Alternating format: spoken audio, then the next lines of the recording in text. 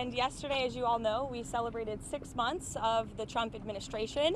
It's been a pleasure to work with all of you day in and day out here at the White House. 6 months, the most transparent administration in history, if I may add. And I know the president just wanted me to highlight his accomplishments over the past 6 months.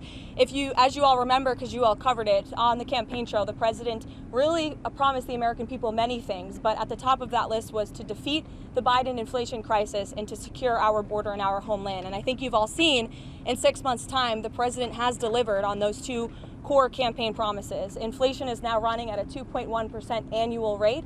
You look at our southern border, look at the numbers. Just last month, 0 illegal aliens were released into our country. And then look at what the president has done on the world stage. He has ended wars like India and Pakistan. He continues to work aggressively to end the war in Russia and Ukraine. He completely obliterated Iran's nuclear sites.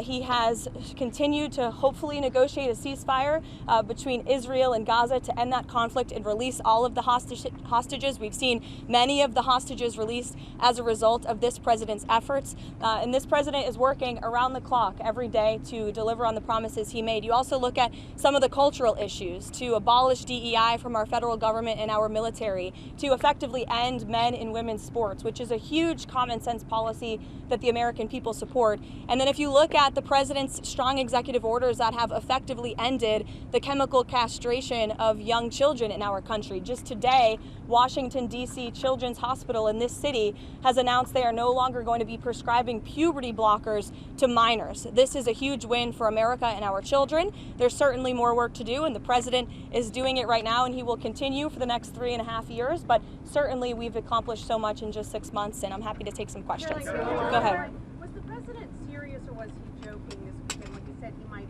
block a Washington Commanders stadium deal if they don't change their name? The president was serious, and it's part of the art of the deal, part of his negotiating skills. As you know, sports is one of the many passions of this president, and he wants to see the name of that team changed. Why is he getting involved in that?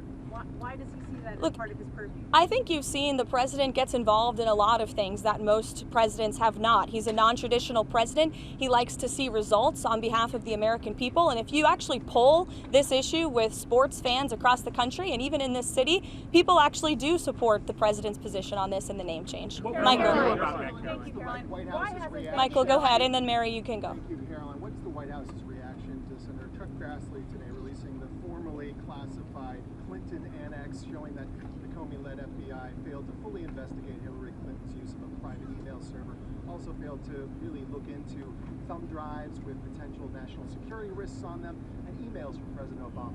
It comes as no surprise, unfortunately, and I think that's why you've seen the FBI open up investigations into the individual you mentioned and some others as well. Caroline. Why hasn't the president just ordered the FBI to release the full Epstein files, just get it all out there? The president has said if the Department of Justice and the FBI want to move forward with releasing any further credible evidence, they should do so. As to why they have or have not or will, you should ask the FBI about that. Go ahead. More information, Caroline. It's up to the Attorney General. Does the president have any message for the countries that are planning to attend the two-state solution conference taking place later this month?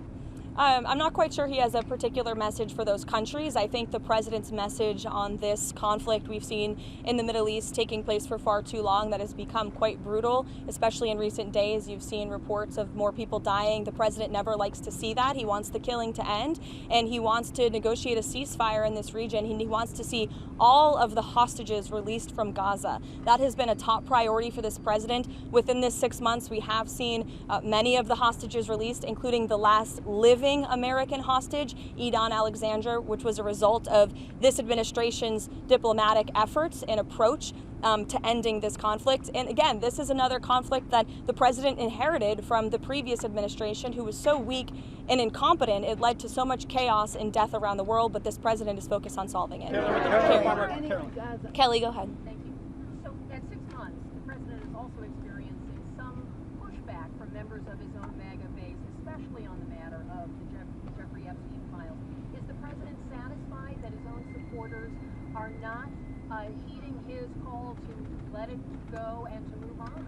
I know the president would reject that, Kelly. In fact, he cited over the weekend some polls showing that his approval rating with the Republican Party is actually at an all-time high.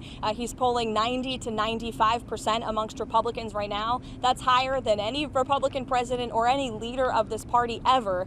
The president is the creator and the leader of the Make America Great Again movement. It's his baby that he made, and he knows what his supporters want. It's transparency, and he has given them that on all accounts when it comes to everything this administration has done, especially when it just comes to the president himself, taking questions from all of you and the press corps on a near daily basis, multiple times a week. No question is off limits here at this White House, not just for the president, but myself as well.